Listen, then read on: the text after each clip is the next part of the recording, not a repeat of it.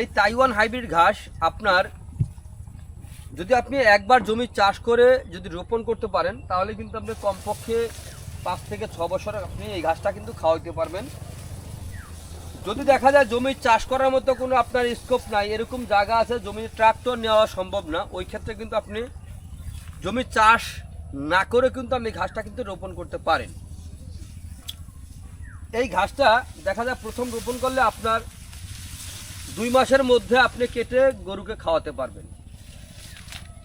যখন দেখবেন আপনার একবার কাটছেন, কাটার পরে 20 থেকে 25 দিন তার মধ্যেই কিন্তু আপনি ঘাসটা পুনরায় আবার কাটতে পারবেন।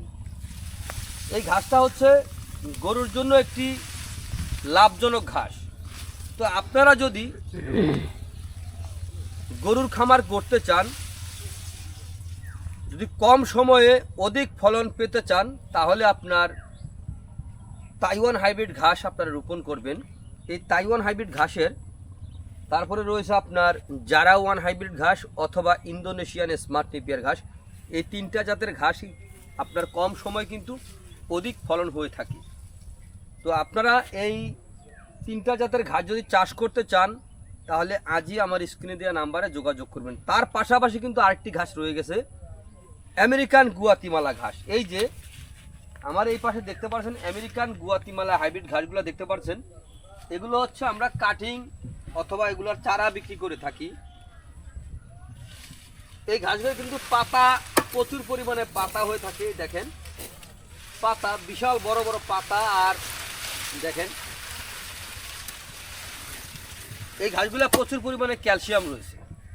আর এই ঘাসে কিন্তু আপনার যে তাইওয়ান হাইব্রিড ঘাসে অথবা জারা ওয়ান হাইব্রিড ঘাসে আপনার 16 থেকে 18% প্রোটিন রয়েছে, অথবা ইন্দোনেশিয়ান স্মার্ট নেপিয়ার ঘাসে 22 থেকে 25% প্রোটিন রয়েছে। এই ঘাসগুলো যদি আপনার থাকে তাহলে কিন্তু আপনি গরু ছাগল পালন করতে আপনার কোনো অসুবিধা হবে না। কারণ এই ঘাসে একবার জমি চাষ করে রোপণ করবেন তাহলে কিন্তু আপনি দীর্ঘদিন পর্যন্ত এই ঘাসগুলো খাওয়াতে পারবেন।